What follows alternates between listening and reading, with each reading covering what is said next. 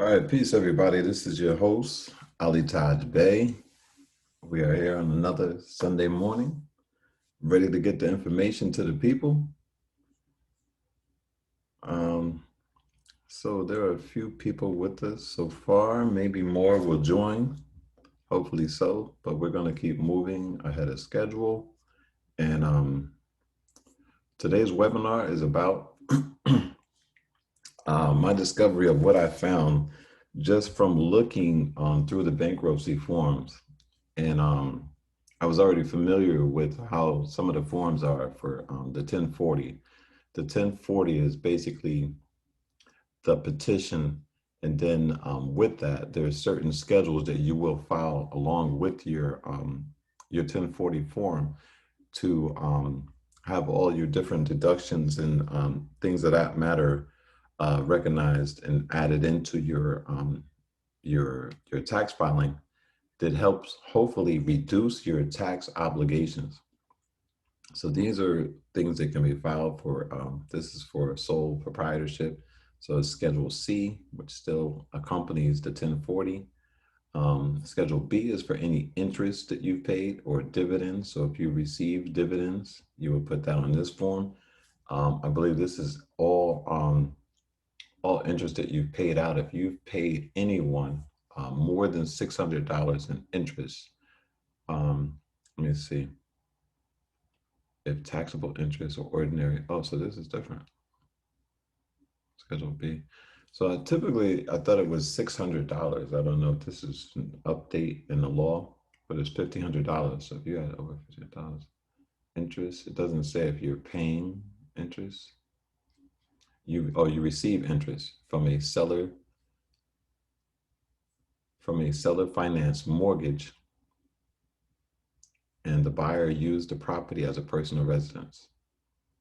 So this is for, it seems like for a company. You have accrued interest from a bond. You are reporting original issue discount in an amount less than the amount shown on Form 1099 OID. You are reducing your interest income on a bond by the amount of amortizable bond premium. You are claiming the exclusion of interest from Series EE or I U.S. saving bonds issued after 1989. You receive interest or ordinary dividends as a nominee. You had a financial interest in or signature authority over a financial account in a foreign country or which you received a distribution from or were a grantor of or transferor to a foreign trust. Part 3 of the schedule has questions about foreign accounts and trusts. So I'm just going to speak about this a little bit because this is something that I've seen in these circles for a pretty long time. Is everyone is trying to accomplish the task of becoming foreign or setting up a foreign trust. And so I wanted to make some clarity on that so people understand it better. So when it says financial account in a foreign country, you have to remember that all of these entities, like the IRS, who else? Basically all of them, any of the agencies, the federal agencies, all that stuff, their main office or main headquarters is in Washington, D.C. So when they're speaking of a foreign country, I've been explaining this to people too. A state is its own country. So of course, it's also a foreign country because it's foreign to DC. So everything outside of DC is foreign. Everything, if you are in New York, everything outside of New York is foreign. If you are in Florida, New York would be foreign. It'd be a foreign country. This also starts to speak to trust. So if you were a grantor of a transfer to a foreign trust.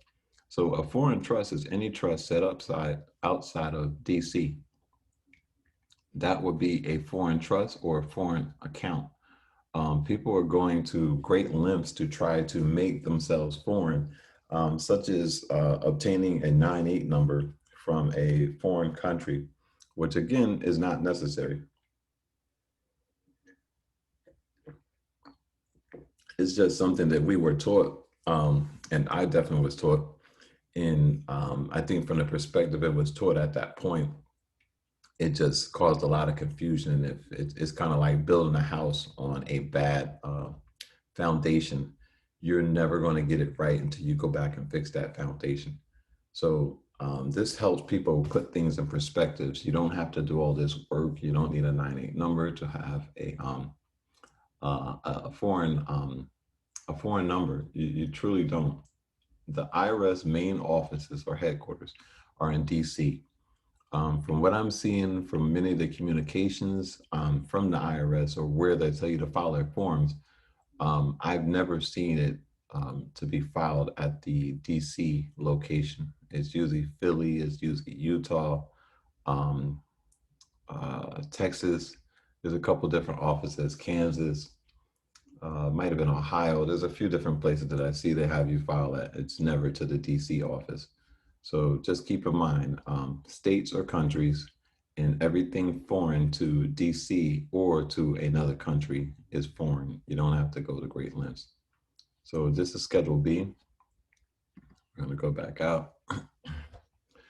Um, so these are basic. The 1040 itself, which is, let me see, Schedule A, is simply itemized deductions. So this is very important. To figure your itemized deductions, in most cases, your federal income tax will be less if you take the larger of your itemized deductions or your standard deduction. So we're going to just go right here, take a look at Schedule A. All right, so keep in mind, these schedules are in addition to your actual filing. So your 1040 would be accompanied by these and you would file them together. So this is for medical, dental expenses. So that can be deducted. Taxes you paid can also be deducted. So a lot of times we leave stuff on the table or because we paid somebody to do it or we use TurboTax, we are under the assumption that, okay, well, I'm quite sure they would have already did those deductions or different things for them. And that may not be the case. That's why it's always great to try to understand something yourself versus saying, well, I paid, an authority figure or someone who's certified or licensed to do this. Keep in mind that they may not know everything that you know, especially like I said, if you're someone who's studying. So this is interest that you're paid. It says your mortgage interest deduction could be deducted. Let me see. If you don't use all of your home mortgage loans to buy, build, or improve your home, see instructions, check this box. Home mortgage interest and points reported to you on Form 1098. Home mortgage interest not reported to you on Form 1098. See instructions if limited. If paid to the person from whom you bought the home. So that will go there. It says identifying number and address. So these are different things. I'm quite sure if there's probably another schedule for it, but if you paid interest on your student loans, on your car loans, probably credit cards, especially if it's over, let me see, if it's over, whatchamacallit, $600, that it should be reported. So, and then there's other itemized deductions. There's also a publication that you can order from the IRS for free, or you can access it online, and it's a PDF form, and you can save it. That speaks to you about itemized deductions. It would explain to you in detail what items you can deductions you can make and what itemized ones, and to see if you should take the standard deduction. Like if you don't have enough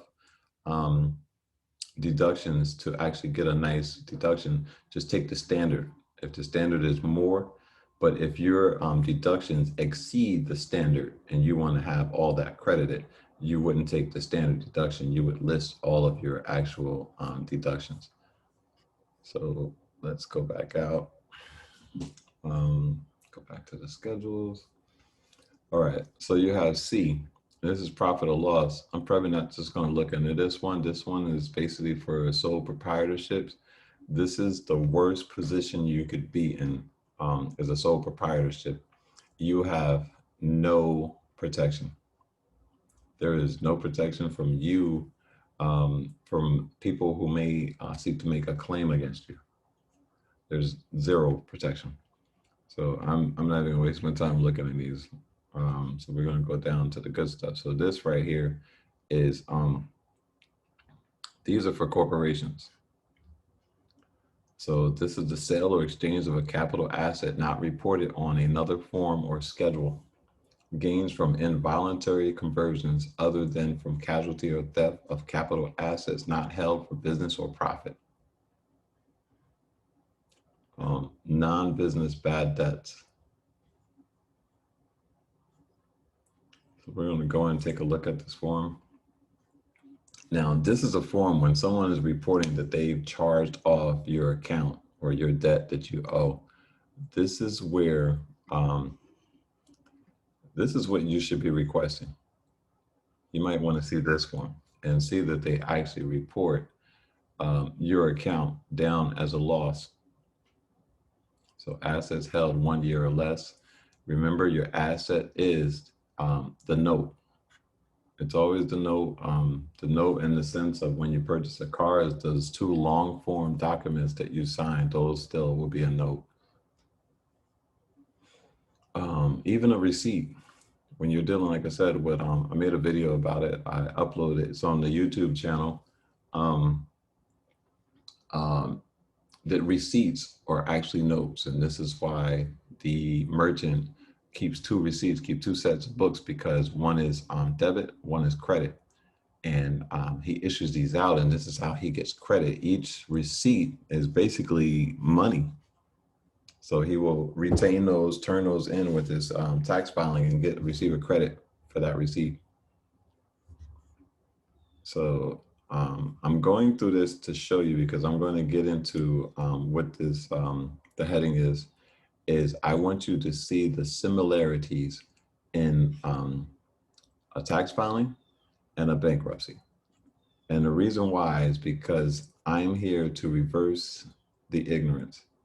The one place that we need to be or need to go, they've always instilled a certain amount of fear in us, mixed with confusion and miseducation.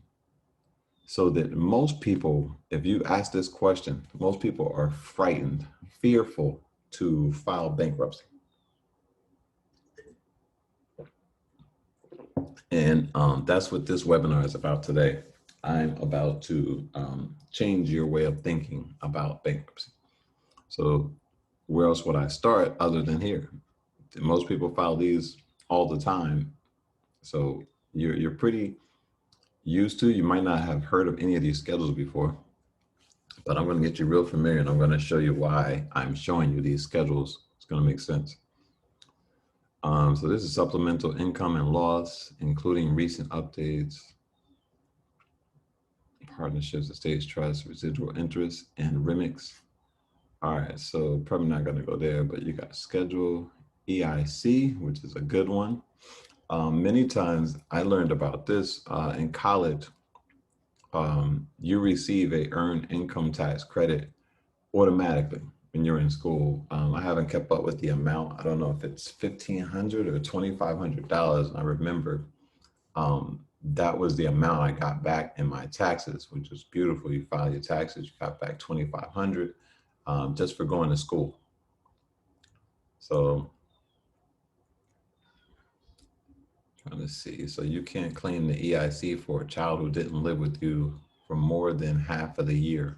If you take the EIC, even though you are not eligible, you may not be allowed to take the credit for up to 10 years. So yeah, that's kind of bad. All right. So the child must have an SSN as defined in the instructions for Form 1040. All right, so this appears just from a quick look. I'm not familiar with these schedules that much. So this is the credit that people are talking about when they're selling their children. Like, who wants, I got more than 4 children, I'm not going to get credit for all of them. So they start to sell out the additional children. Let me see. It says five times relationship to. So is it down to three? Because I remember, or was it always three? Because there's only three spaces there. So I'm just trying to breeze through real quick and see if I can see any information real quick. But yeah, I thought it was four. So maybe it was just always three, and they couldn't do anything with that fourth child. So this is where you get that money at, and see if it says the amount.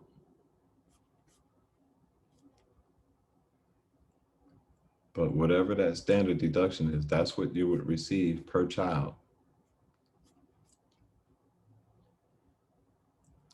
So I got your social security account number, and then it wants theirs is tying that. So that's where the magic is. Schedule EIC. So I'm learning something here. Let me go right back real quick. Do we have the instructions? No, they don't have the instructions for this form. All right. All right, so we got Schedule F, and this is profit and loss from farming. So probably not going to look at that. But I'm just letting you see these titles and stuff. So household employment taxes. Household employers to report household employment. So this sounds like home business. Let's go take a look here. I'm gonna go into the instructions real quick. If you have a household employee, you need to withhold and pay Social Security and Medicare taxes if you paid cash wages of $2,100 or more in 2019 to any one household employee. Do you have a household employee? And the line A instructions for more information. You need to pay federal unemployment tax if you paid total cash wages of 1,000 or more in a calendar quarter. Income employment tax to the United States Treasury when you file Schedule H with your return.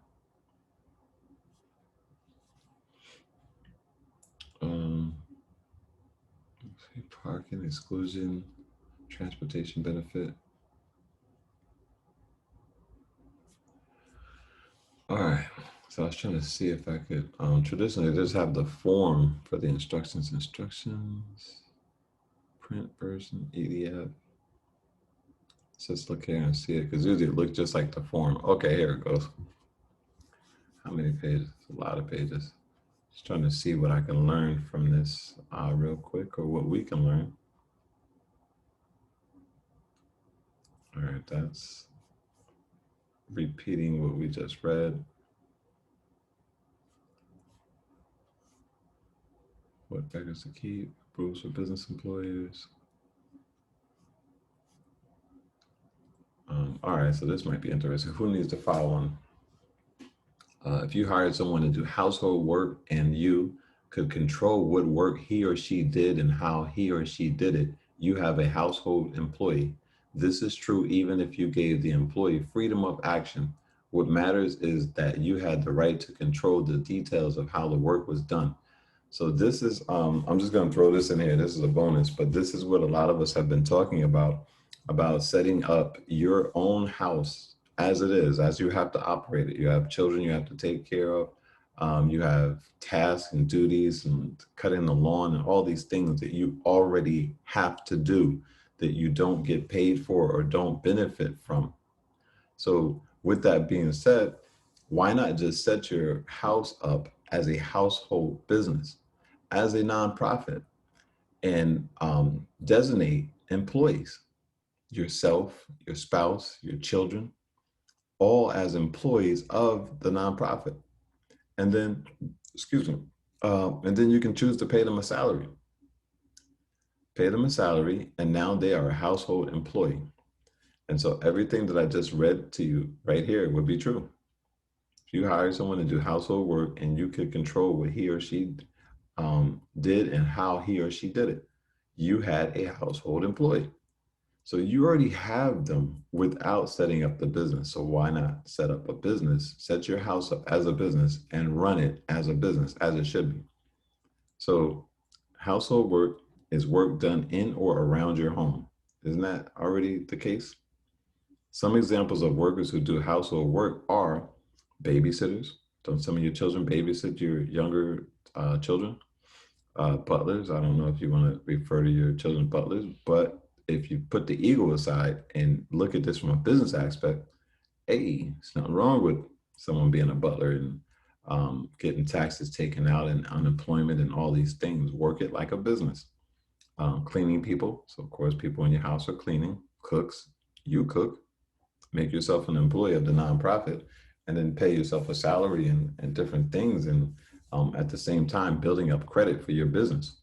Drivers, don't you take your minor children to school, store, malls, wherever? Health aides, make this work for you. I'm not going to do your homework, but if you can fit something under that title, housekeepers, same thing. Maids, same thing with the butlers, because butler's a male version and a maid is a female version. Nannies, I don't know about private nurses. Yard workers, your husband, spouse, does he take care of the yard? Do you take care of the yard? So this is about getting your perspective to change and think differently about stuff you already do. You have to think about them in a sense where you can monetize it and you can benefit from it. So yeah, we're gonna go out of there. This is gonna get really interesting. If this is good already, you haven't seen anything because I'm just going through. I want you to get really familiar with these schedules. So when I open up this next tab and I show you what's going on in bankruptcy court, you're gonna be like, damn, that looks identical. So of course I'm not gonna go here. This is farmers, fishermen. This one, now this would help you see. Now, I can't say this is exactly why when you look in cultures such as Indian cultures, I'm not sure of Asian. They're very private. I've never, in a sense, been inside of a Asian house like that. But Indians, I know for a fact, this is something big to them. A lot of times, a lot of Europeans, a lot of Latinos, you may see this. And again, I'm not saying this is the motive why they have their parents, elderly parents or grandparents staying with them. It just makes sense economically and business wise for me because most elderly do not have enough income coming in to take care of and provide for themselves. So if you were to add them to your household, and then the money that they have coming in is coming into that household. So where it wasn't enough for her or him to take care of themselves, plus they're getting older, they need someone to care for them. So add that little bit of money to your household, and that can probably just pay for small bills, maybe buy laundry, powder or liquid or something, and pay maybe the Wi-Fi bill and like something else. And if you have 5 members in your household, it would just be wise to invest in a membership for Costco, BJ, Sam's Club, buy in bulk. Usually I see this a lot, like I said, with Indian and Latino families. Um, they just buy the big Costco size bags of rice or sugar or ketchup or whatever it need, packs of meat. They'll go out and buy the big value pack of chicken and it's huge, or ground beef, or whatever it is, salmon. Um, and again, if you're doing this and that membership is in the business name, hopefully the nonprofit, you will receive your tax exemption. So when you're shopping there, you won't be paying taxes on it. One, so you're saving money. Two, you will be buying everything that house needs in bulk. So, like I said, grandma or granddad's small contribution to the household makes wonders for the entire household. It's all about everyone benefiting. This culture has such a selfish mentality that they just want to do for themselves and brag about, I do everything for myself. And that's not group economics. We've I just see a lot of people who were taught differently or wrong. And the rest of the world being able to exploit that. And I think this is why I do the things I do. Again, like I said, this is I'm up on Sunday morning and I'm doing this because it's more important that I educate or re-educate people so that they understand things correctly, so that they're not going out every day getting hit in the head with the hammer that is commerce. I don't want to see everybody getting beat over the head. I want you to learn this stuff and really have a focus for learning this and understanding why you're learning this. So this is another one. I guess that will fall into it. Unless you don't make yourself the owner of the business, then this wouldn't apply. But so there's many different ways. I'm not saying which one is right or wrong. You really either have to take a course with me or someone else, or really just study this and learn this and see what works best for you. So I'm going to go into Schedule SE. All right, may I use a short schedule SE or must I use a long schedule SE? I'm probably thinking the long schedule. But use this flow chart only if you must file Schedule SE. If unsure, see who must file Schedule SE in the instructions. Did you receive wages or tips in 2019? So if you did, and it's telling you, it's got side by side. See, this probably would, and I thought we saw the other form about elderly people. We were just looking at that. So it says right here, if you receive Social Security, retirement, or disability benefits, enter the amount of conservation reserve program payments included. So I don't understand this exactly right here. So it's kind of hard to understand this, but I'm trying to think if maybe your grandparent was staying with you as we just discussed, and they were receiving this. Maybe this is something that you would file. So net profit or loss from Schedule C, we just spoke about that. Ministers and members of religious orders, see instructions for types of income to report on this line.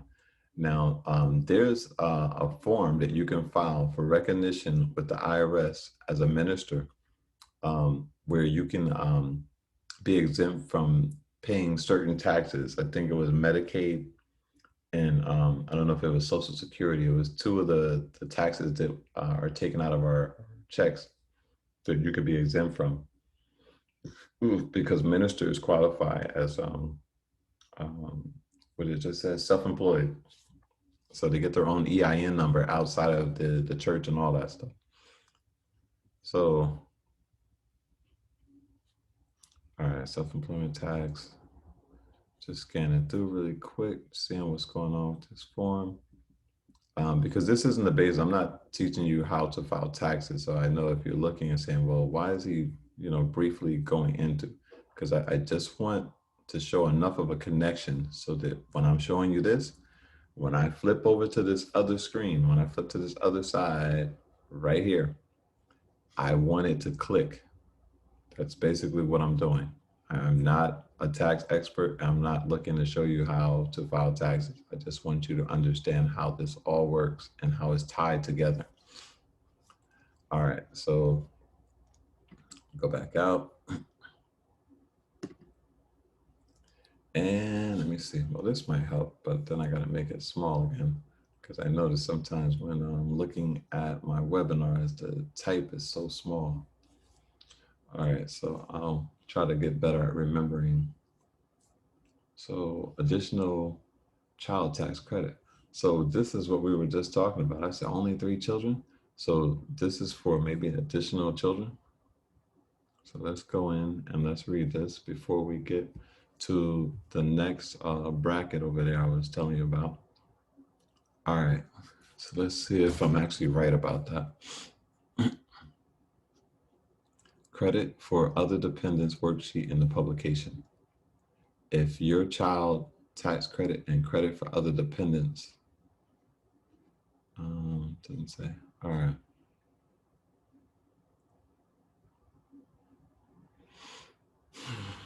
All right, if zeros stop here, you cannot claim this credit. Number of qualifying children under 17 with the required Social Security number.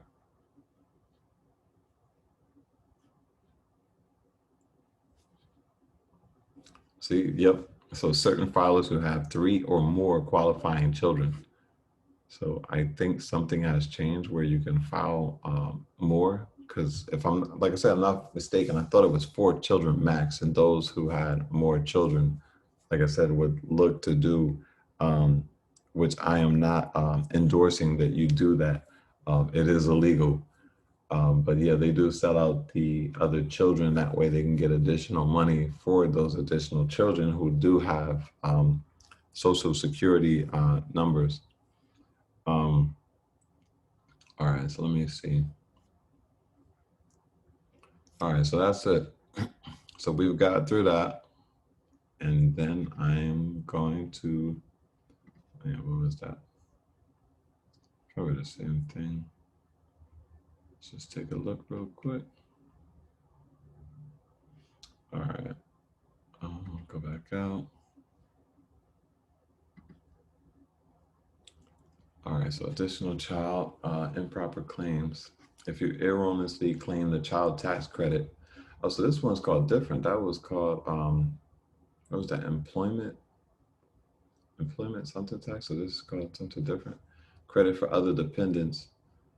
Even though you are not eligible for the credit and it is later determined that your error was due to reckless or intentional disregard, you will not be allowed to claim any of these credits for 2 years. And if it is determined that your error was due to fraud, you will not be allowed to claim any of these credits for 10 years. You may also have to pay penalties.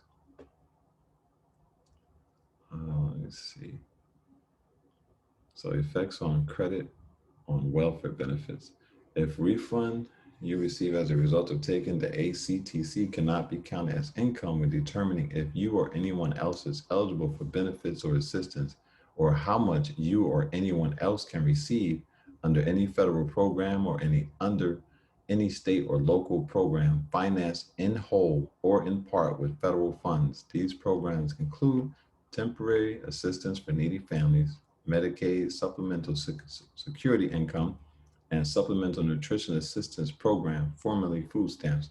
In addition, when determining eligibility, the refund cannot be counted as a resource for at least 12 months after you receive it. All right, so we're going to get into the other part real quick. Just give me 1 second.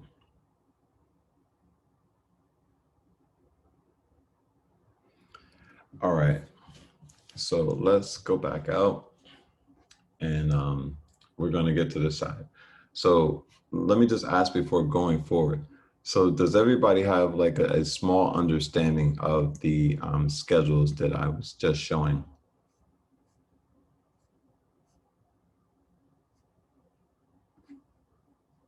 Anyone on the call? Does, I mean, not like a whole overall, what's that?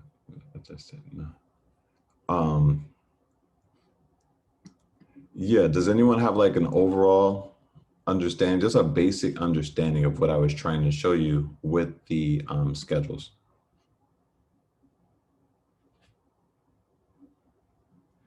Uh-oh, that means everybody on the call is either shy or they walked away from their computers or phones, I believe. All right, so I'm I'm just, still here. you're still there? Yeah, this is Mo. It's definitely been useful, and I kind of grasped what you mentioned at the beginning of we kind of need to go through all of this and read and comprehend for ourselves instead of having someone do it for us because, like you said, we're leaving money on the table, not doing these things ourselves. Mm-hmm. And group economics too. Man, if we don't get that, it's going to be the death of us. And it's, I can't believe the fight and the resistance that we make up so many reasons why we don't want to unite. And all the other nations are living life fabulous. And I'm like, I know our problem. I know most of us are in poverty. Do I feel sorry for you? No, because we have the power to change it. And then getting them change it, they rather fight you than change it.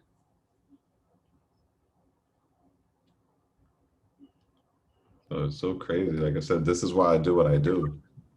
Yeah, I think the biggest thing, as you mentioned, is getting people's mind to shift and be open to change, because Mm-hmm. so long we've been so complacent with being so independent and not having to depend on our village or our family, and Yep, taking pride in that. exactly. I thought it was just so simple to look at the examples of the world and just mimic. And, maybe I was wrong.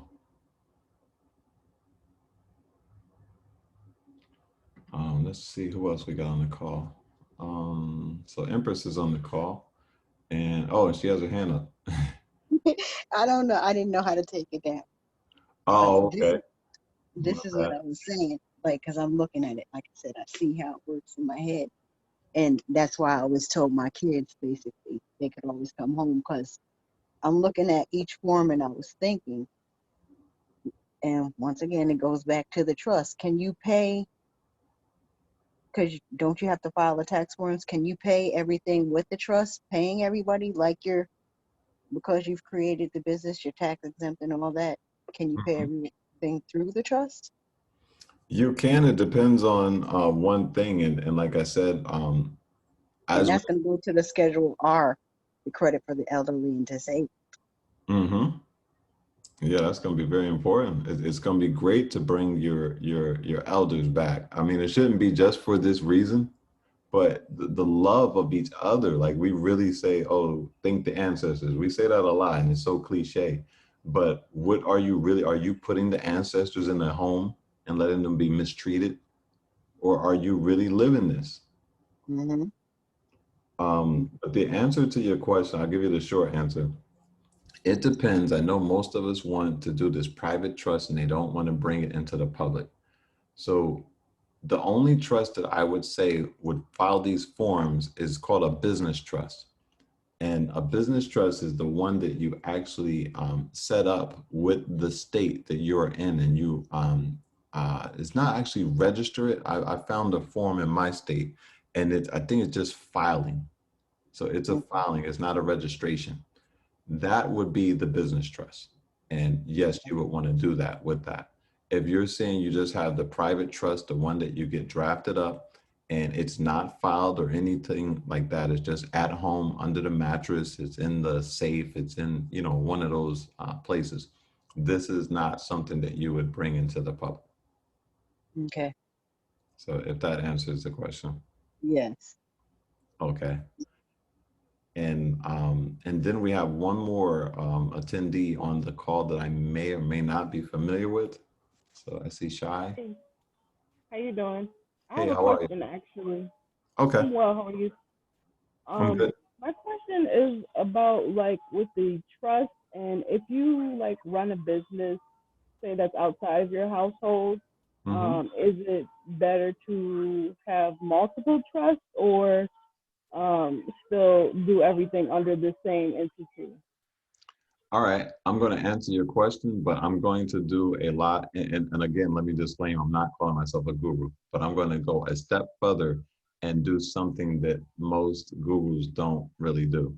And I don't Mm. know because they have hidden agendas or meanings, but I'm going to show you what I'm going to do for you. So let me see real quick. All right, put this down.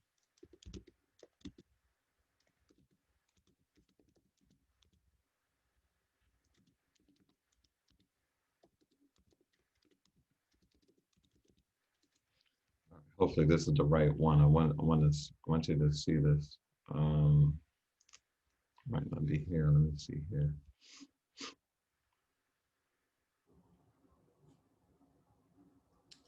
Um, all right. This might not be it either. It was one place I found it before. All right, I think I'm gonna try one more keyword, and I should be able to find your answer for you.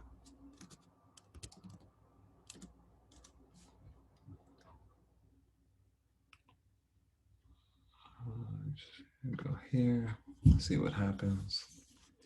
All right, so it's still not here, but I still can show you your answer. So you see right here, 2008 annual report. And this is for trust. Are you seeing this, Shy? Yeah, I can see. Yeah. All right, because I was trying to show it. There's one where I can go down and you'll find something, and it'll show you the trust from 2008, 2009, 2010. It's showing you every year they create a new trust. So I'm Oh gonna just go wow. like I'm gonna go like this. Watch this. See? Mhm. Right. Okay. And they So just name it after the year. exactly. See? Bank of America Auto Trust. I was speaking about this on I think it was a webinar that it should be on my YouTube channel if you're subscribed. Auto Mhm. Trust. Everything should be separate. If you have a trust for your cars, you should not commingle your house or bank accounts with that. Because if that trust is pierced, everything within it is compromised. I get you. That makes perfect sense. Okay. So this is 2010. So they registered this with the SEC. This is a SEC registration on a 10D form. You can find out anything you want. You know, a lot of people, and I can't get mad at them because for one, you have two people on each end receiving. You have a person like myself who would probably, um, how can you say it, commission out my research skills and change for compensation. And then there's people who maybe don't know how or don't want to do the work who need the information. So on both sides, there's something. But I'm just not that kind of person. I'm not so greedy for money. I don't mind showing people and making them independent. So you can get everything you want right here. And I just showed you a simple words, couple words I put in. I don't have, you know, Batman's supercomputer in his cave or something. This is, I have the same computer you have. So Bank Right. of America, auto receivables, securitization. So this is showing when you sign those long form contracts at the dealership and Bank of America took your loan, so called, this is what they're doing. And then they are a depositor. So remember, when there's a deposit, when you open a bank account and you make a deposit, do you want your credit for your deposit? Yes. Yes. Of course. Definitely, right? Okay. Right. So you made a deposit and you never inquired about your deposit. So this is what's all was going on, and this is why these are some of the people you want to contact. Like some people are just sending notices and instruments to the place where you send your payment, and Mhm. you have to realize that there's somebody opening up that envelope who was only trained to process your payment. So everything outside of that sounded like Charlie Brown's teacher. No, I think I get you. Like as far as like, what am I trying to say? Paying for things throughout like your trust. Would you contact like the vice president or the Mhm. CEO or something of that nature? Yep, because you know she knows about it. Look, this is Gina Right. Amalfitano. So Bank of America Auto Receivable Securitization LLC, she's signing on behalf of them. And this is why we teach in this circle, when you sign your name, you sign by. So literally right here, by, because Mm. she can't sign without putting that by, because otherwise she's signing under her personal capacity. But she's representing this entity. So she will let you know the name of the entity by her name, then name and title. Title is very important. So these are the people we want to contact. And then we have more contact, trust officer, and we even got email. So Mm. I'm showing you something, how easy this is. You don't have to get on social media and ask tons of questions. Like I literally just had somebody call me that wants to ask me questions while I was doing the webinar. So, you know, I try to make people independent where I'll get less calls and people be more active on their own and just do things. So look at all this juicy information you got right here, all this stuff. You got everything you need right there. And like I said, every year they create a new trust. So if I was to back out and go like this, there will be another trust. So we'll go, all right, go here again. Is it? Oh, I think I just found what I was looking for. It's right there.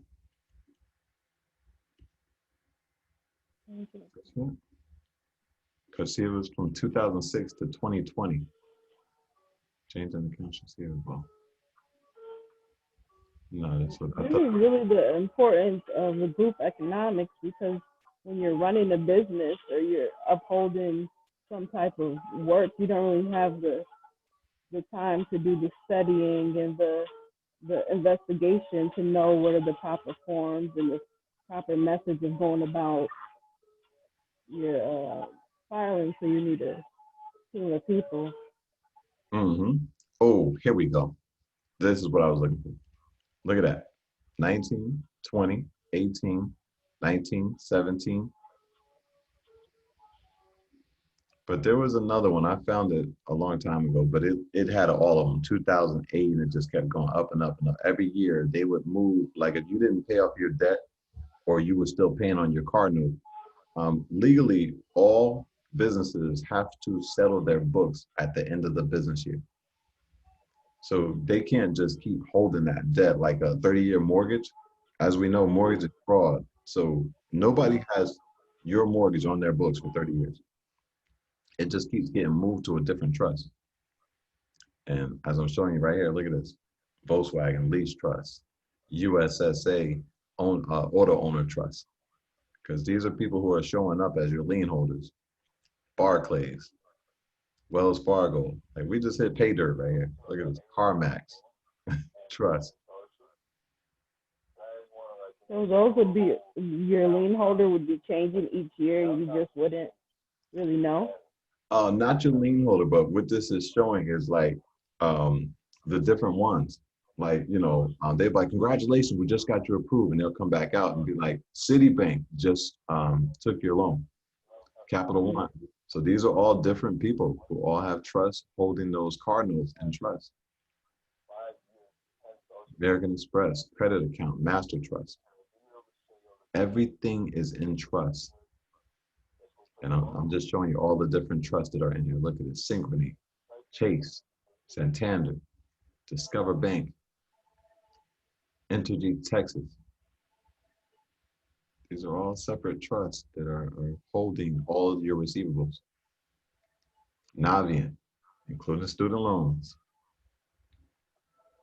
So 14, and then they made a different one. So they got numbers on the end. So 2, 1, 7, 6, 5. And I think this is student loan something. I forgot what that M stands for. AmeriCredit Automobile Receivables Trust. Like I just hit pay dirt, so I'm even trying to click in here and see if it'll show you the whole link. Okay. I was trying to show people how to get back here.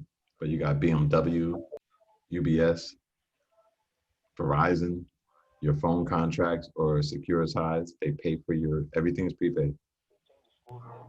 So based on everything being in a trust, Mhm. they're able to keep this going for so many years because we haven't came to them knowing that it is a trust, talking in trust, it must be treated as a trust, and letting them know that we're the actual beneficial owner of the note.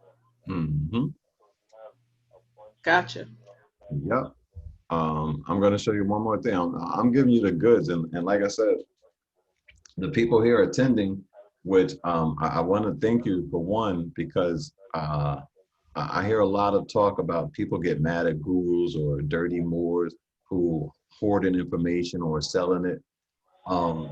You guys are here for free. I did my part. I put out the invitation. I can't drag people into this meeting. I'm taking my personal time. This is my volunteer time that I'm taking, and I'm giving you the tea. I'm totally not withholding anything. So I'm going to show you. I'm going to show you one thing that you just said. So we're going to go right here. Does this go for all bank accounts Man, this too? goes for All everything. the deposits. So Yes. the deposits, regardless as to what the deposits were. Mm-hmm. Oh my goodness. If you gave a social, some form of ID, and entered into a contract or agreement, which is synonymous for contract, Yes, this applies. So this Oh.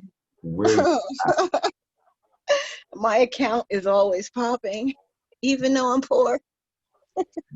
so Article 8, investment Hold security. on. Wait, hold on. Let me write this down, even though I got it on both computers. All righty. Article 8. Hold one moment, please. Um, Investment security. all right. So this is a very important title. And it was so funny. The person who was teaching me that I was just following, blindly, I wasn't doing my own work, only told us about Article 3 and Article 9. Article 3 is the business. Woo. Let's see. So I think it's let's see. Mhm. So I'm going to show you a couple things that I've learned in this title. This one attracts my attention. I don't think I read this a lot. A share or similar equity interest issued by a corporation, business, trust, what we just spoke and I just showed you, joint stock company, or similar entity is a security. All right. So an investment company security is a security. Investment company security means a share or similar equity interest issued by an entity that is registered, and I just showed you the registration, as an investment company under the federal investment company law. An interest in a unit investment trust that is so registered, or a face amount certificate issued by a face amount certificate company that is so registered. This is like going in circles because hey, I'm trying to get to something good. Um, all right, so this sentence right here just stands out. I want to give you something good. So, however, an interest in a partnership or limited liability company is a financial asset if it is held in a securities account, which all of this stuff is held in. That statement that you get is proof of the securities account with money in it. That it exists and they Yeah. have access to it. And your name is on it. Mm, Yep. So I'm about to show you how to access that. thank you. You're welcome. Because you guys did the work. I put out the invitation and you made your way to the meeting. You put This is aside. beautiful. 'Cause Yep. I'm sitting up here like because I see how it works. Hmm. I see it. Like I actually see it. Like this is so cool. I'm going to get everything. And that's why they say, like, as far as with the bank, I remember reading that with the bank, you have something like 3 years to collect or to Hmm. go do whatever you have to do, or Yep. else they're gonna cash it in. Hmm. Mhm. Abandoned because it's Yes, abandoned property. I will be there. Hmm. Yep. I just Um, went, look, and I just went and overdrew my account for $100 just to be doing it. exactly. Oh my goodness. Mm. So I'm going to show you. So I'm just going to look over and try to make sure I'm finding it real quick. Um, I'm sitting up here writing on paper like I'm not on two different things recording it. So say, all right, here we go right here. And I'm just going to do this real quick, just in case. And I would encourage you to put this, pick this link and save it. I'm going to put it in the chat. I like Cornell. So if you can go in the chat, grab this, and if you want to open it up in another window and bookmark it, that'd be great. Um, all right, man, phone is blowing up. It's funny when I'm not on the webinar, my phone does not blow up, but I don't know who's calling me. But I'll have to get back to them later. All right. So property interest of entitlement holder. Now, the beautiful thing is the entitlement holder is the four of you that are on the call.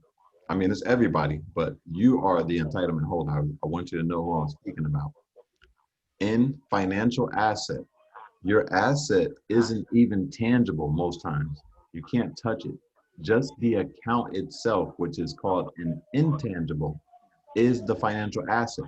It's the collateral for whatever you bought, your car, boat, RV, house, mobile home, um, refrigerator, uh, uh, what is the other one? Oven, whatever it is. That's not the collateral. So this one's pretty short. I'm going to read this to you because I want to take the time to point out and show you these definitions and how they relate so you can have a great understanding of what I'm teaching.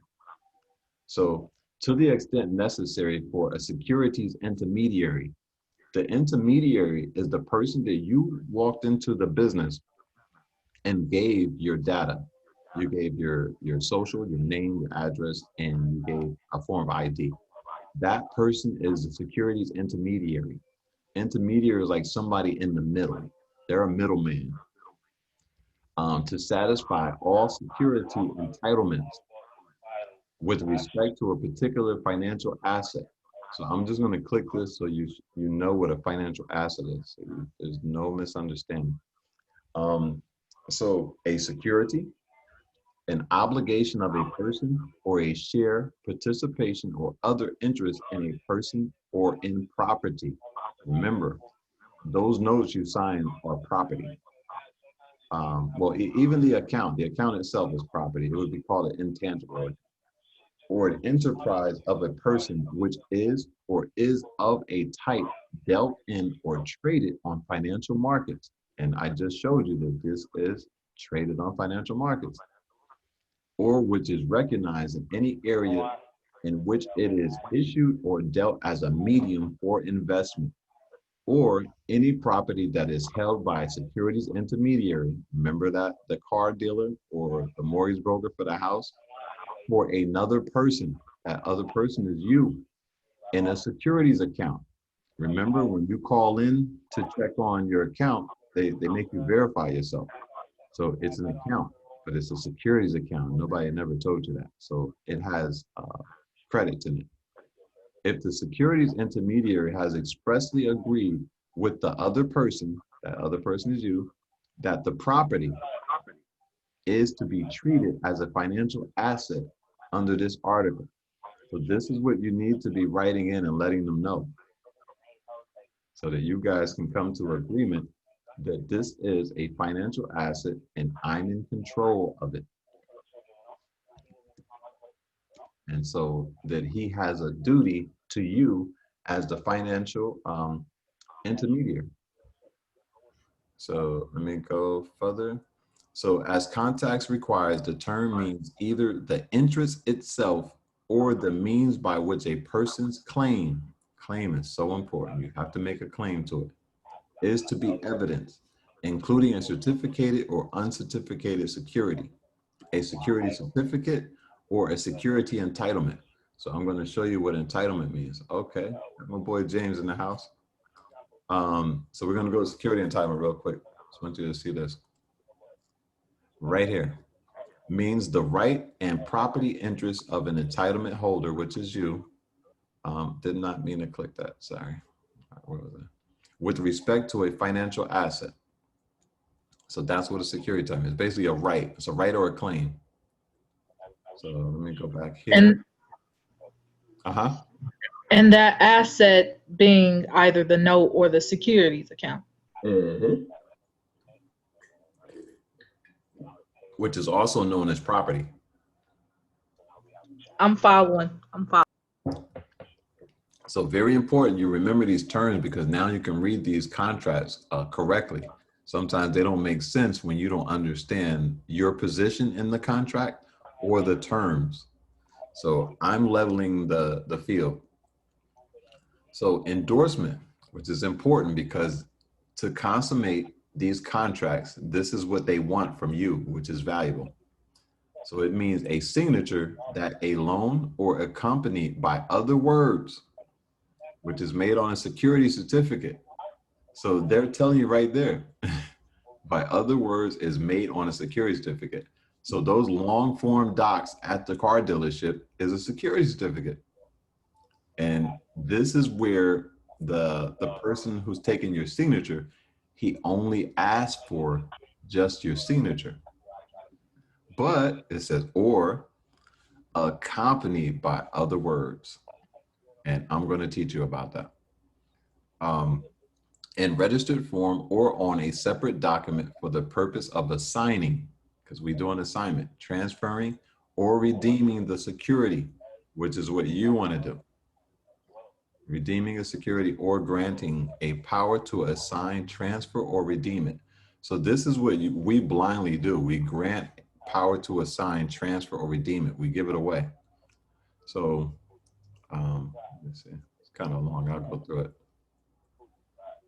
So instruction, this is what you want to give them now. Now that you know this stuff, you want to give instruction.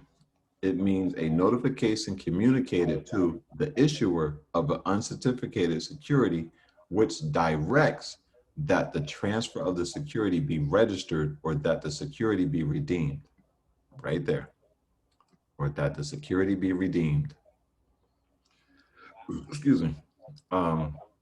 We went over this before, bank or broker. Let me see.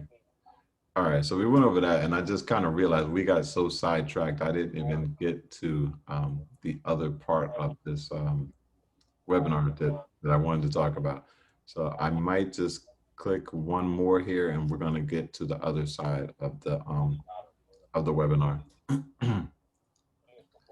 All right.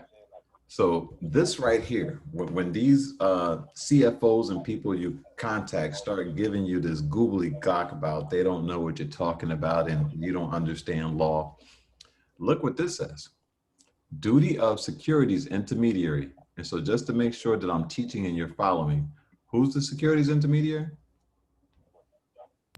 Them, the people you gave your data to. Beautiful. And is that Mo? Shouldn't Yeah, it this be? is Mo. Okay. And someone had a question? Shouldn't it be the exact person that took your information? Nope.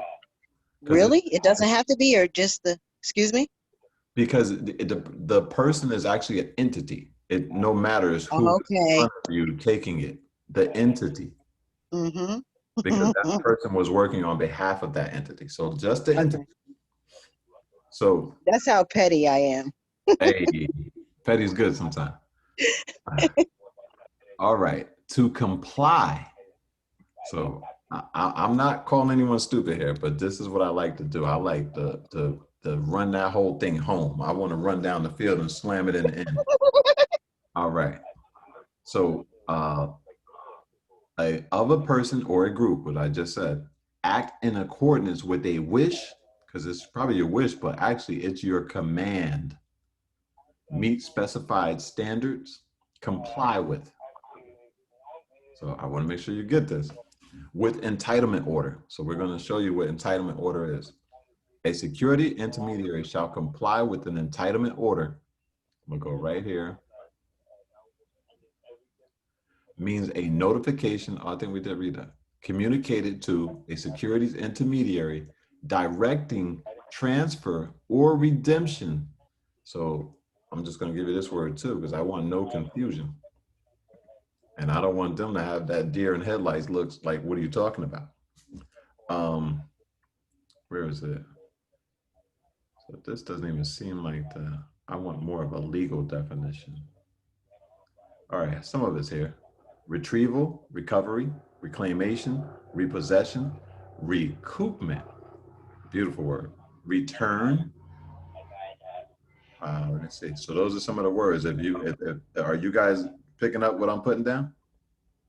Mm-hmm. All right, and here's a beautiful one. And this one, look at this. If you're doing this with a house, redemption of the mortgage, paying off, paying back because they owe you, discharge, clearing, honoring, redemption of his obligations, fulfillment, carrying out, discharge, making good, execution, performing, because they never performed, accomplishment, achievement, observant, honoring, meeting, satisfying, adherence to. So I make this clear. So of a financial asset to which the entitlement holder, which is you, has a security entitlement. So now that we got that, I'm making sure you're following everything. Hold on. My mother won't even try this. She won't do this because she's mad at her husband because of something she did with the house. He did with the house. Mm-hmm.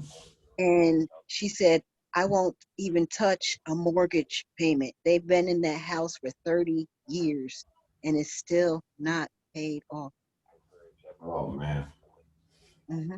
And that's And why she they will need to be on not these listen webinars. to me. She won't listen to me. They need to be on I these agree. webinars, man. I agree. This is it. This is good. This is Yeah. fire. This is fire. And how I'm much going to, I thought I was, look, I'm going to the, I got to write this up. I'm going to the bank. and how much did you guys pay for this webinar? It was free. Uh-huh. Yeah, I This saw was, you put the invite everywhere on your page and a few groups. So I see everything in, like, I see how, I see it. This, and you're telling me that all this information was free? mm-hmm. That's No. insane. That is insane. no. Yep. And did you understand what I was asking you about when something says claim your, it said claim your. So Exactly. basically it's telling you to claim your. It's not saying, I know what I'm I- going to claim. Nobody else owned it and it's empty. exactly. I think I Oh my goodness. Oh, oh, and I think it says that on every single one. yeah. So I think Mhm. I just explained all of that pretty good right here in this webinar, and we didn't Oh even my do that. goodness. So let me get through this definition. I just want you guys to see how powerful this one right here is. Mm-hmm. Um, so in the absence of agreement, the securities intermediary exercises due care in accordance with reasonable commercial standards to comply. So we read that word with the entitlement order. Entitlement order being instructions. If a securities intermediary transfers a financial asset pursuant to an ineffective entitlement order, the securities intermediary shall reestablish a security entitlement in favor of the person entitled to it, which is you, and pay or credit any payments or distributions to that person, which is you, did not receive as a result of the wrongful transfer. If the securities intermediary does not reestablish a security entitlement, the securities intermediary is liable to the entitlement holder, which is you, for damages. And Boom. so for the exclamation point, I'm just going to look up damages. Let's do that real quick. All right, let me see which one. Here it goes. Compensation, recompense, restitution, redress, reparations. We've been talking about that word for how long? Repayment. A few years. Ouch. A couple hundred years maybe. And we have Oh not, my goodness. and we have not got it. Maybe because we haven't attended this webinar. Maybe. Wait, Indemnification, indemnity, satisfaction. Right you there. know I'm laughing right now, right? Like, oh my goodness.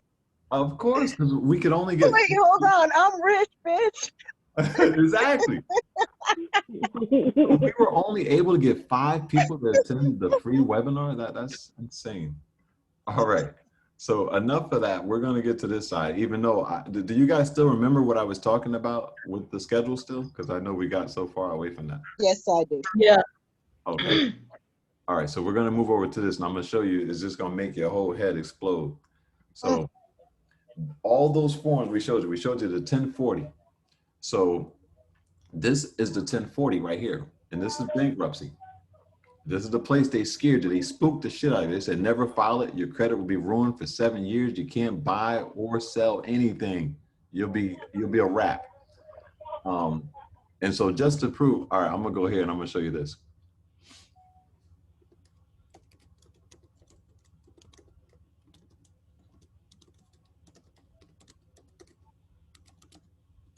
Let's see what the number looks like. All right. Dun, dun, dun, dun. Go right here. See how many happened. Just 2020 alone. Oh, this is for retail companies. I was looking for personal. Close the stores. All right, so this is it. 26 retailers have filed for bankruptcy in 2020 so far. But I'm looking for regular people. But look at all these companies, big name companies we've known forever. Brooks Brothers. Lord and Taylor's gone. Well, doesn't mean they're gone, but J.C. Penney, Aldo, J. Crew, True Religion that everybody was wearing, Models, all these people. Let me see if I can get numbers for consumers who have filed.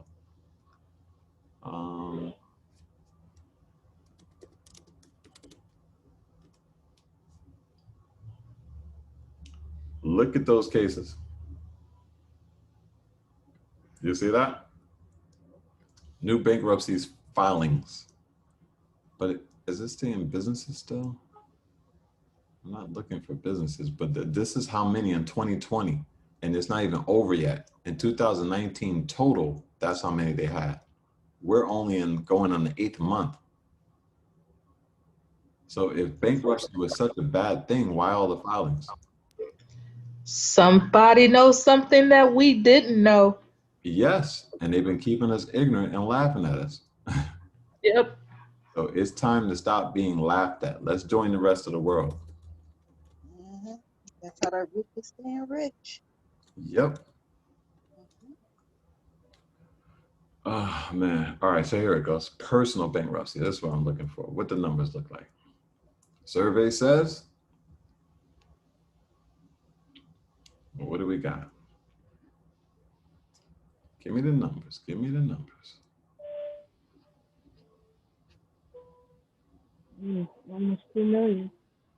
It says the bankruptcy filing rate was 5.3 for every 1,000 people, over 4 times as high as it was in 1980. Is that the filing numbers right there? Look at that. Wow. Look at that. And bankruptcy is a bad thing. It's going to ruin you. Be scared of the bankruptcy. Ooh. So apparently, we haven't been told something, huh? Look at these numbers. And these are individual. This is what I was looking for. Personal bankruptcy filings. Look at those numbers. 2006, 2005, 2003. Millions. A lot of people filing bankruptcy. Except for us. We're scared. So, Yep. so again, let's get back and making the connection for you guys. I'm going to show you the same schedules. So this is the equivalent of the 1040 form. This would be a 1040 form in bankruptcy, which from my studies I have gathered is nothing but a tax filing. It's a tax filing proceeding, excuse me. And this is just like taxes. Taxes are voluntary. It says so on the withholding form that you give to your employer. So again, I like to prove everything. I like when people get a hold of these webinars, they be like, oh my God. Let me see. So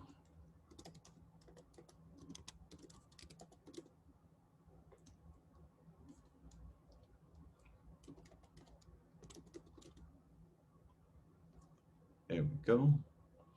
So I want you to know all of this is voluntary. Voluntary withholding request. You volunteered to tell your employer, hey, Charles, you mind just taking some money out of my account just every week and just putting that aside for me? So it's kind of crazy how they're saying that we're mandated to give our money, pay taxes, file taxes. Doesn't seem to be the case. It's voluntary. So take you right back here. How bankruptcy is a tax proceeding. You're just paying taxes and discharging. We just discussed the word discharge. So when you come to bankruptcy court, you're coming there for a discharge of all your debt. So watch that. And I'm not sure how many people on the call are religious, but as you know, I'm not a religious person. I'm a very spiritual person. But I came to know that the Bible was a law book. Never knew that because, of course, we were all taught that it's a religious book. So this is Deuteronomy 15:1.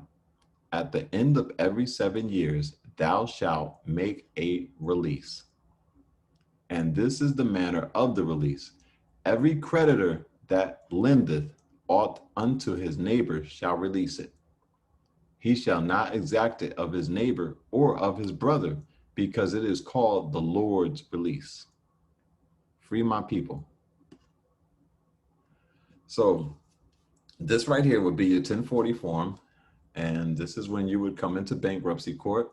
They want your social, again, because we know our social is a discharge or an indemnity agreement. So here's everything. You pick which one you want, chapter 7. You can have your filing fees waived.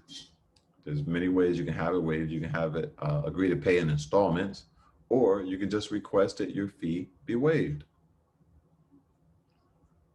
So if you own a residence, you want to put that on there.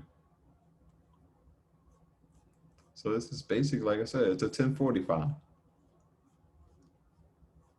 So I'm just going through this really quick. I'm not teaching you how to file bankruptcy, but again, this right here is really important of how you sign these forms. Very important.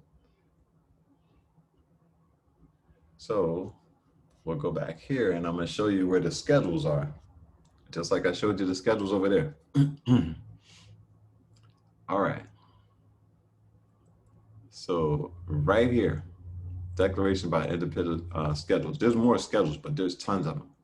So look at all these schedules: Schedule A, B, Schedule C, Schedule D, Schedule E, Schedule F, Schedule G, Schedule H, Schedule I, Schedule J, J2. All schedules that go along with your voluntary petition, which is like a 1040 filing, except the only difference here, I'm going to show you two things that I need to show you. So do I have a pen? Okay, I do. All right, just bear with me for a minute. I got to write something down to make sure I don't forget to show you. Voluntary petition. All right.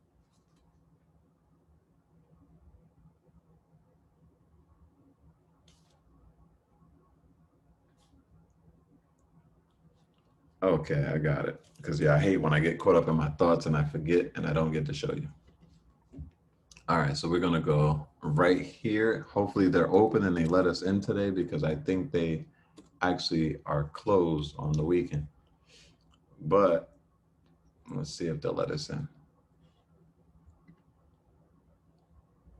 Yep, unavailable. It's closed on the weekends. Let me see if I can just get the thing. All right.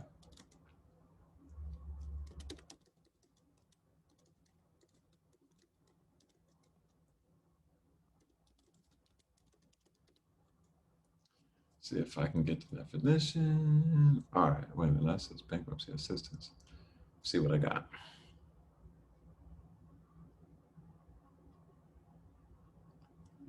That was not the term I was looking for.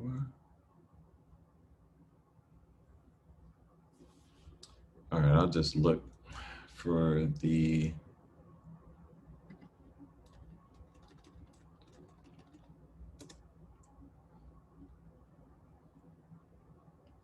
okay, so it should be right here.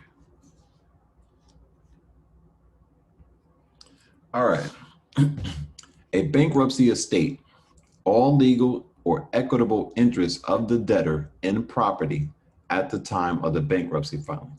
And remember, we went over this in great depth. I told you what was the property, or what can be property.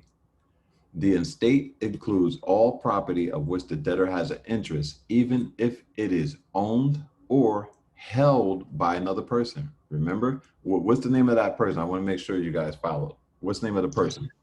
The security intermediary. Bang. Who is this? That's Mo. Man, Mo, you be on it. I got some dots to connect. Man, because I love that right here, what we just did, because it's showing me that I'm good at teaching what I'm teaching. You totally get it. So no one can shake you, because I'm telling you, there's going to be people they're really not going to know, or you're going to address the right people and they're still going to act like, lady, you're crazy. But when you have this much information, nobody can sway you. And you know exactly where to show proof. Yep. There's nothing that they can say about it because they make the big bucks because this is what they actually know, but they have to stick to a script and act like they don't know. Mm-hmm. And then when we know what they have to comply with, we can take action for the damages. Mm-hmm. How much is each dollar deposited worth? It should be dollar for dollar. Plus the interest. Yep. Mm. I still can't find a definition. I know it's on the IRS website. It's a shame we didn't do this on a weekend or on a weekday. Sorry, because I wanted you guys to see this with your eyes. I can tell you, I know what I want to say, but I wanted you to see what I'm showing you. Excuse me. Let me see if this may have it in here.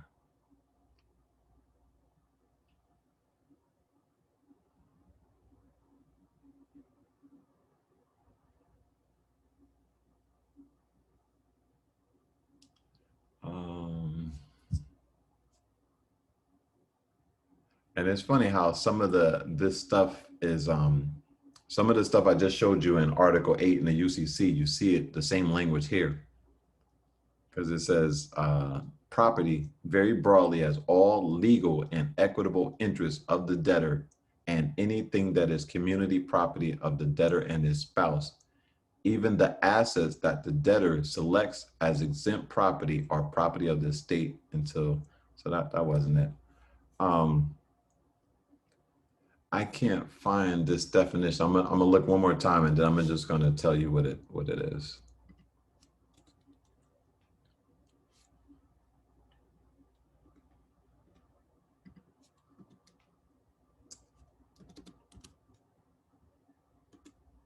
See if it's here.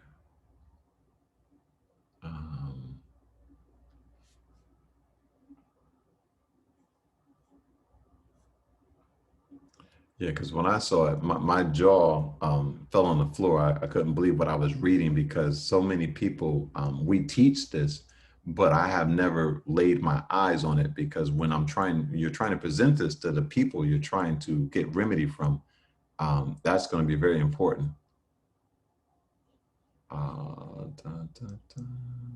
Sorry about that, but as you can see, I'm very serious about it. Even though this is free, I'm not slacking. I'm definitely trying to give you the goods. I can't find it. Chapter.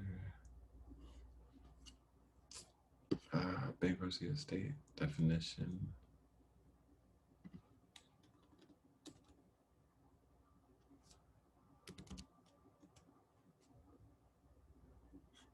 It's not there.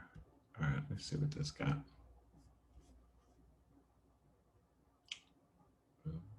No, it's not it. Because it's probably in here. I just don't like giving up.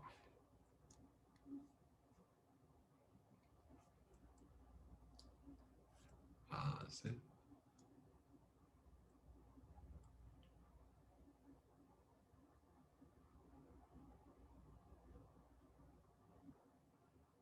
Oh, man. All right. Oh, all right, right here. And I'm gonna get this big because I want to focus in. I don't want you looking at nothing else but this. Let me see. My computer is not letting me get it all the way big. Okay, but right here though. Separate taxable entity. This is something that I see that a lot of the gurus and everybody teach, and I see a lot of us in the circle who understand this information. We're always trying to tell the judge or somebody that I am not my estate.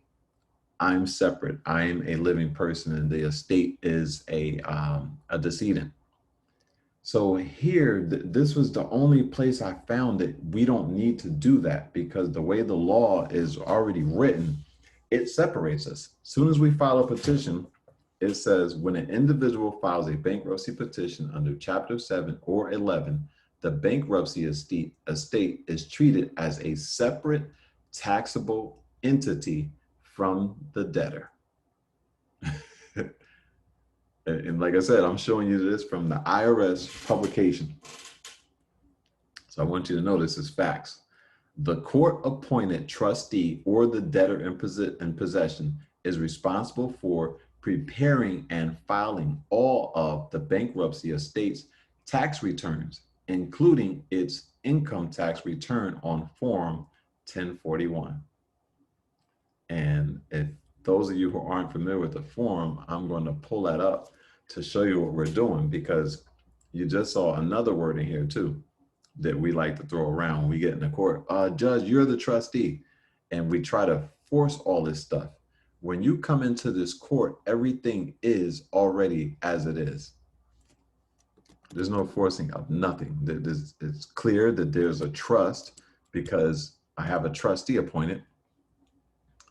Uh-oh, are they trying to mess with me? Because we have a trustee, so it's clear that there's a trust. Why is this not looking this up? It says because of, oh, why don't you just search it?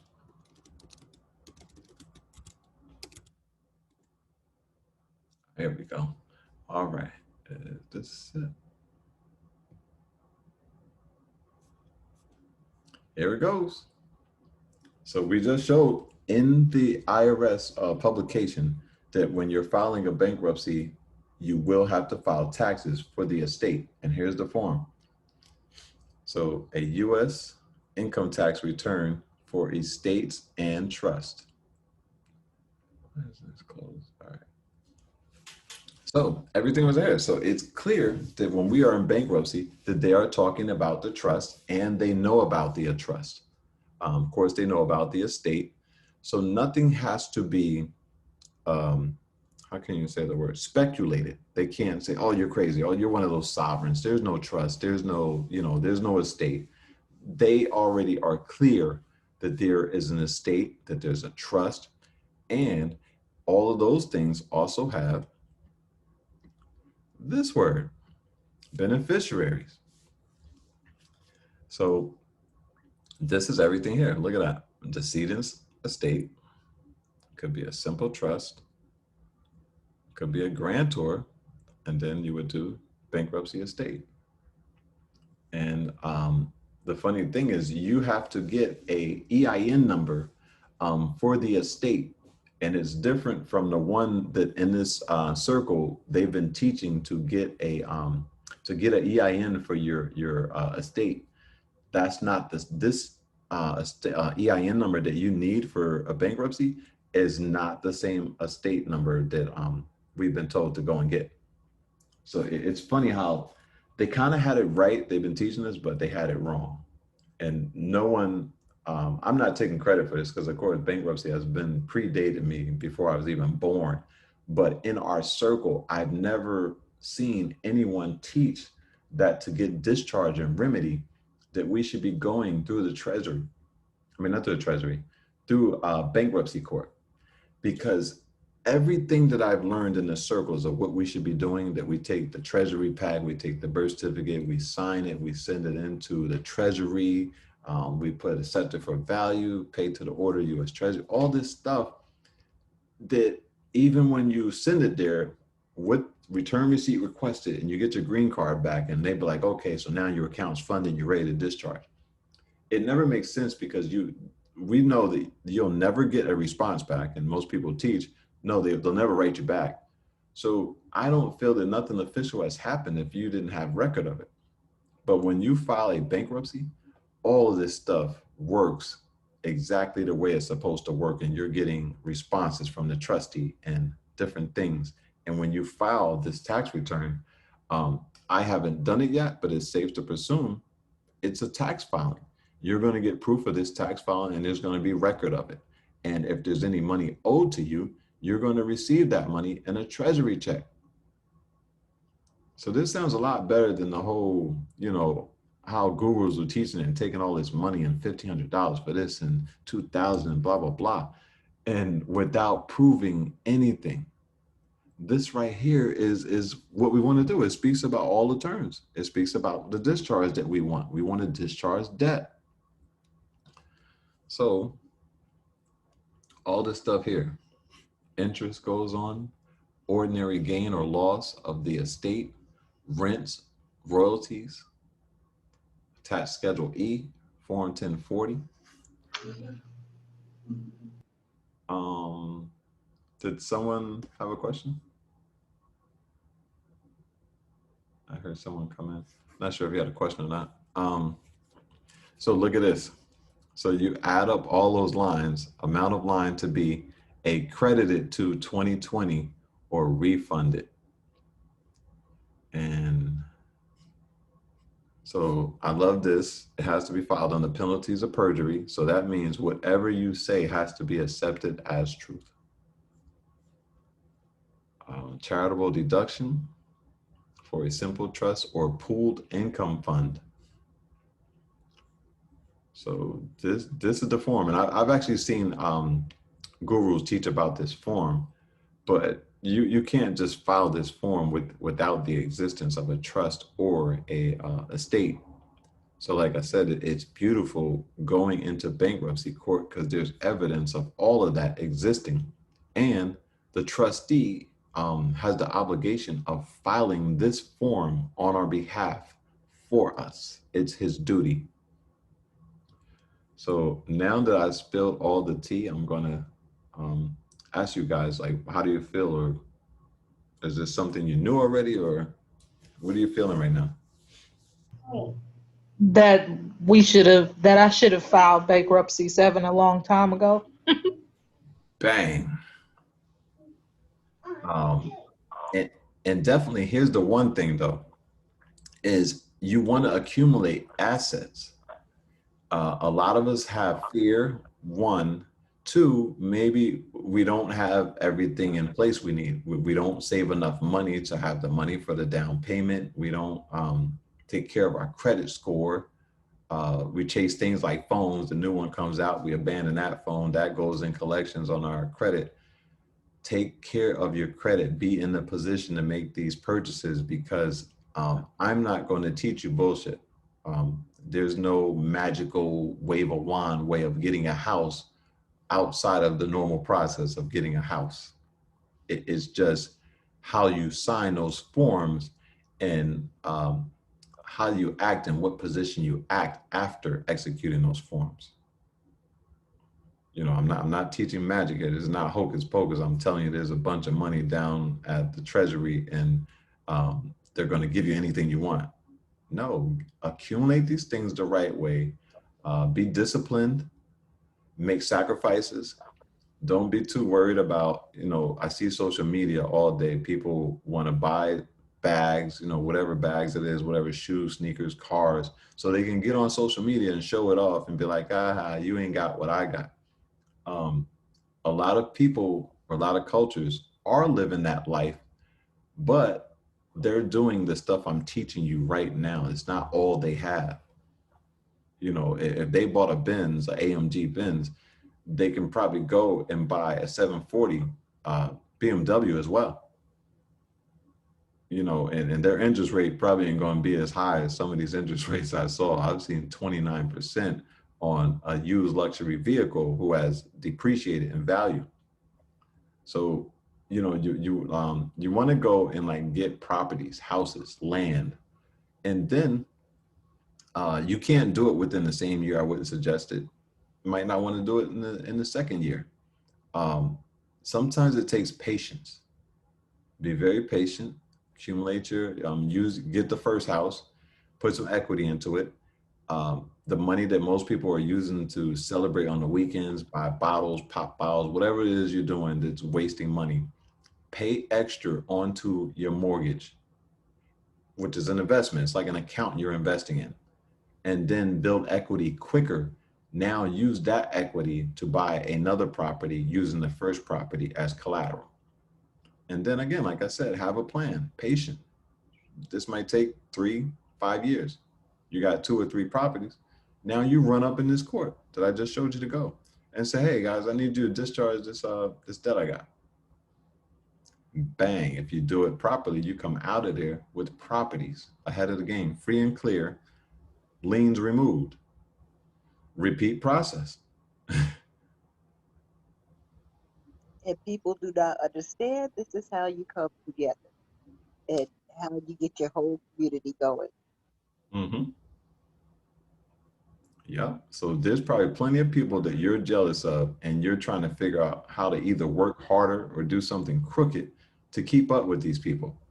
But just imagine if these people are out there, like I said, buying these properties, buying land, all this stuff, and even with their businesses, they buy all this, the deep freezers, the flat top grills, and all this stuff, or whatever it is for their business, and then file bankruptcy, and then get a discharge, keep their stuff, change the get a new EIN, and run a new business. And you're like, oh my God, these people have everything. What are they doing?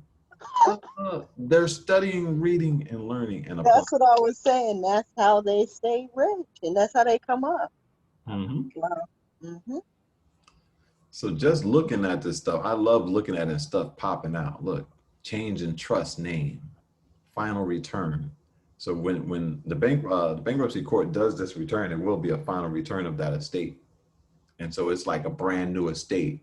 So where they lied to you and said nobody will give you credit, that's a lie. I've seen people file bankruptcy and start receiving all these offers in the mail. Hey, we just got news. You just filed a bankruptcy petition, and we want to extend some credit. Would you like to come down to our salesman and look at some cars today?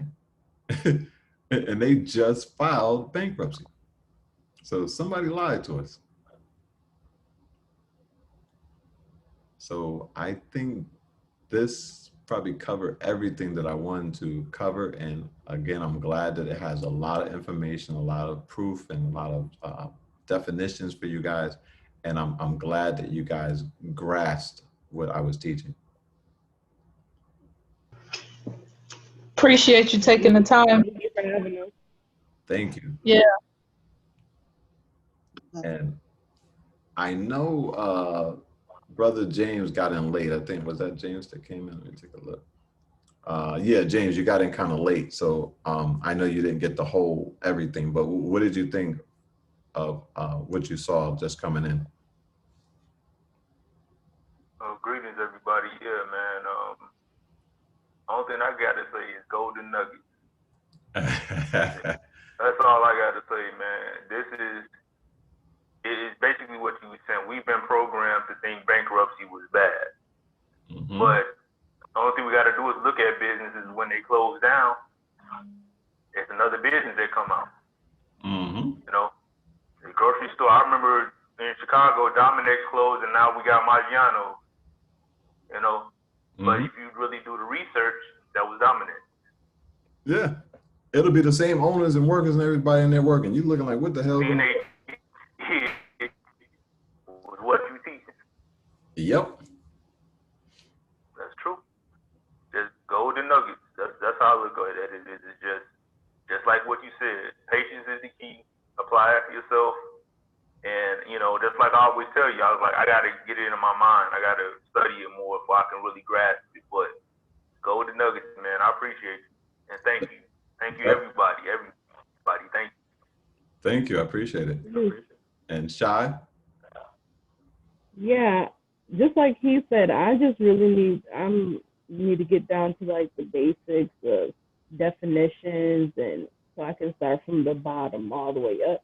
So just being able to have this fast forward view of what my understanding is going to be, and just the way that you taught it is like, okay, I understand all that you said, but how do I get to this point where I have my trust? I have my, you know what I'm saying? That's where I'm working from the bottom up right now. Okay, that's a service that I offer as well. I help you establish your trust and kind of teach you and school you about how to execute and what you want to do with it.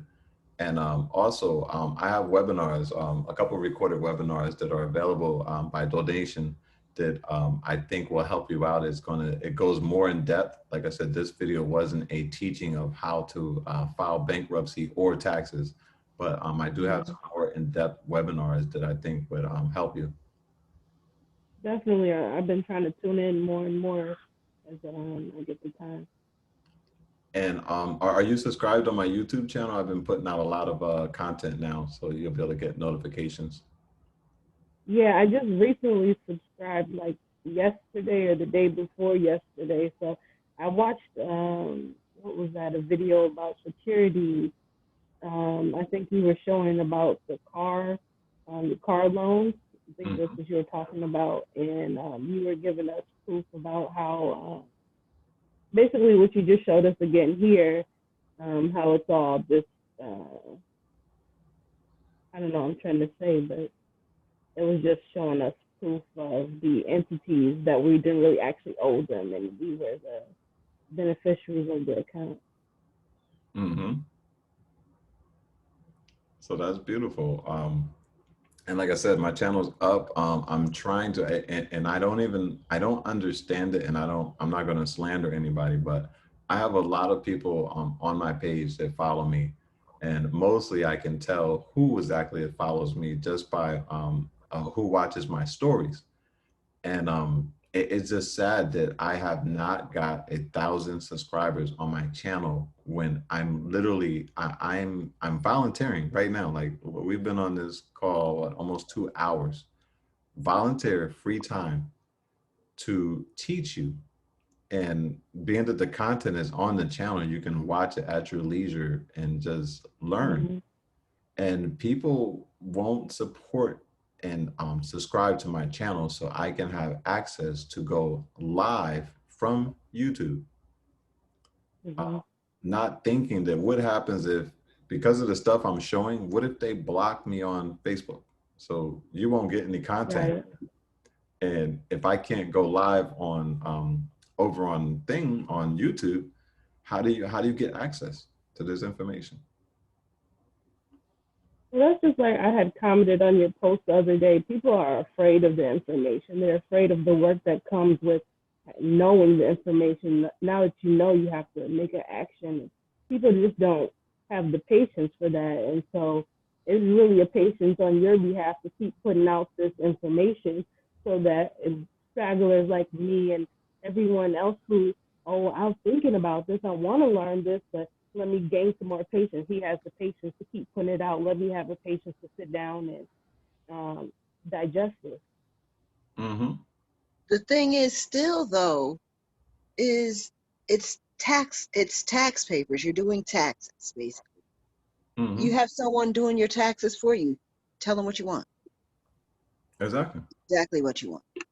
Mm-hmm. Let somebody else do them. I mean, I don't get it. I really don't get it. Wow. And I'm gonna give this Jeffrey. I couldn't hear you. I said I have to tell my mother to do. I'm gonna tell her again. I'm gonna have her watch this video. I'm gonna just please watch. Mm-hmm. But she'll be like she doesn't have the patience to watch this. Yet she can sit there and watch it, get training to go around and do the census. Oh man. Hmm.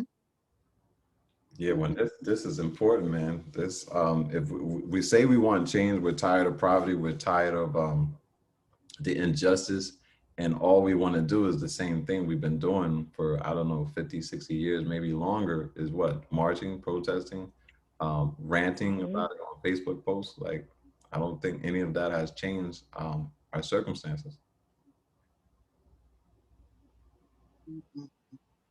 So as people say, well, if you want to slander what we're doing, come offering something different, and I'm here.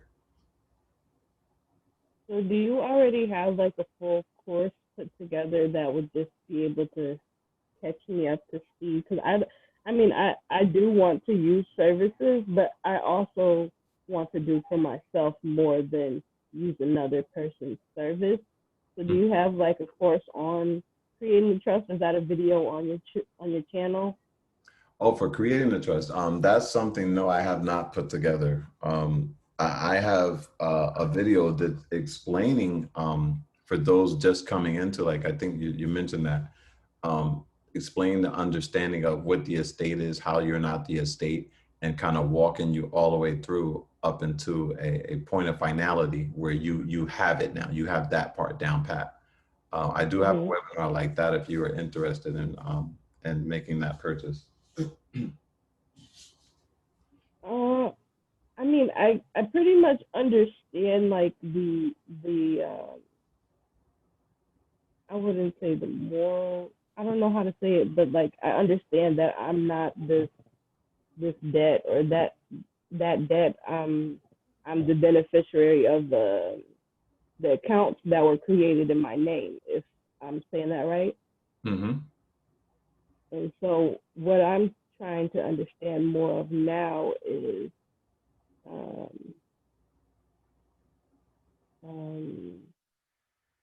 I guess having access to those accounts, and like you're showing us today, being able to discharge the assets that you've acquired and stuff of that nature. Well, I've given here, like I said, I haven't shown you the exact which forms to fill, file, and so on and so on. But this webinar right here showed you an actual concrete way of having them discharge your debts. Mm-hmm. It's bankruptcy. I showed you the numbers. You think those people Right. just going in there and they were scared, or this is wrong, or that's not how you get this done? Right. I showed you years on top of years, the numbers, and most numbers were identical. It was like 740 something thousand people filed bankruptcy. A couple times it was 1 million. So those people were in there, and these are probably people who you walk by their house and they have beautiful homes, and you're like, God damn, what do they do for a living? So I pretty much showed you that. I never kind of liked that that whole premise of how they were teaching how to discharge debt and take this statement and turn it into a money order and send it to the treasury and they pay your debts. And I just never seen anything personally beneficial out of that information. It was a whole bunch of, oh no, they'll never write you back and tell you that they received it or blah, blah, blah. I was like, well, that's not how we were trained or conditioned growing up. That you write something or send something, or I swipe my card or insert my chip. What happens after we insert our chip? They ask us for our PIN. You said the what? We have to put in our PIN. Well, I mean, what happens at the completion of that process after we put in our card, do the PIN and everything? What happens? And we get our receipt and take our merchandise. Bang. So that's how we've been conditioned. So why is this process that they are teaching us different? Right. I want to ask you something about another method, I guess someone would call for redemption, in which they utilize copyright and trademarks on their name, and they would use that for like certain things such as like bills and basically just charge the people back for, you're charging for using my name in this or having this type of thing, if you get what I'm saying. Is that something that you've utilized or would recommend or know anything about? I would honestly say I have dabbled in it, and I've had some minor successes. And even with those successes, I have issues that I have still not been able to resolve. Like I was able to get rid of the debt, and no one pursued me or the vehicle. It was actually for a vehicle. I still have the vehicle in my possession, but they would never release the lien. So, like I said, some of these processes that are being taught aren't like how I was just mentioning, where you put your card in, you type in your thing, and the receipt prints out, and you get your merchandise, and you leave, you go your way. I've never seen those processes taught or taught accurately. But when you're in bankruptcy, either two things are going to happen. Either that creditor that you put down is either still going to seek payment and the bankruptcy court is going to say, well, we still think you should pay, or they're going to grant you a discharge on all your creditors which is the same thing as, like I said, putting in your card, getting your receipt, and walking away. Those people can never, ever approach you about that debt again. And if they do, you can sue them. So, like I said, I think this seems to be what everybody seems to be teaching. And I can't say this 100%. Like, I'm not trying to throw anybody under the bus, but it seems like this whole movement has turned into the new church. A lot of our people have fell out with the church and fell in with this new form of religion where they're putting the carrot in front of you and you're chasing it, and they're just laughing the whole time. Like they're the new preachers. And I think that's taking from people without delivering. And this is not what I'm teaching. That my heart ain't set up like that. I don't want to just come and grab tons of people's money and laugh at them and call them ignorant. I'm leading you to some actual remedy. So with the donation for your courses, is it a one donation and you just get access to all of your materials that you've put together? Or are you charging by the webinar? By the webinar, and like I said, I do offer consultations as well, where I charge for those. There may be a unique situation that comes up, or you know, just like something like you might want to put together a trust. I can either do it for you, or a consultation, I can walk you through it. And maybe a lot of times what people don't understand, they're like, well, I'm not paying nobody. I'll just go on Google a trust and copy paste it and put it in Word and do it. But the thing is with that is you may be missing a lot of information, because remember, those templates and stuff are going to be bare bones. And there's probably stuff that someone like myself is going to know, and you're going to say, hey, can you look this over? And I'm going to look over it. And, you know, I'm like, there's a whole lot of stuff you may want to put in here. So, you know, people always looking for the cheap way out. But when you're talking about protecting your assets, you're putting houses in trust and cars and all this stuff, and you're going to wing it on a Google search, you know, probably not the smartest thing to do. Okay, I think, so basically, like when I asked my initial question way back when, I was asking about the separate, you know, you were saying that we should do a separate trust for each endeavor, I guess, that we have, whether it's a vehicle or property or whatever. So when we do our bankruptcies, it'll just be for that one thing. I'm doing a bankruptcy for my trust, with my trust that's holding this vehicle or property. If you have a trust holding a vehicle, you would not bring that into the bankruptcy, because now you're bringing that trust property into the public, and it might make it subject to public laws. Because remember, bankruptcy is only about everything that the estate owns at the time of the filing of the petition. When you give something away to a trust, it's no longer yours.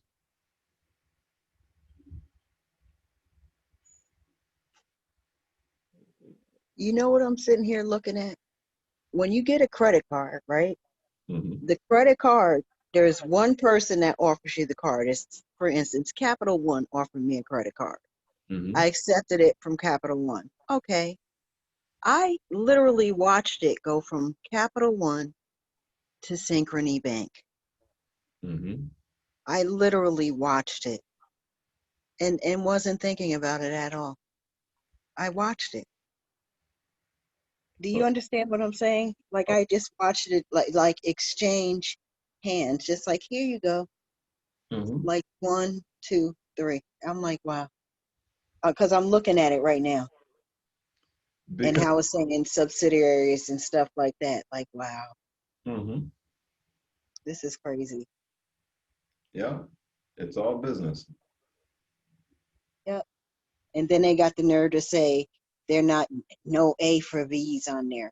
Okay, I'll just come directly for you then. Exactly. Directly for you. Oh, wow. This is really interesting. Thank you. Mm-hmm. And I have a few engagements I need to get to. So I'm going to conclude at this time. And again, I want to thank you guys for coming and joining. And I'm glad that you were able to enjoy and take in this information. When you sign the way you normally sign, like as far as by colon, last name first, first name last. I found that something works better than that, and it's to put on behalf of and then your name. Oh, okay. Simple. And no matter what way you write. Nope. That's petty. Because it clearly is letting the person know that you are not that person, but you're signing as an authorized representative of that person. So it means you aren't liable. You are petty. That's petty. For petty. Okay. Islam. Thank you for All right, having me. Islam. Thank you, everybody.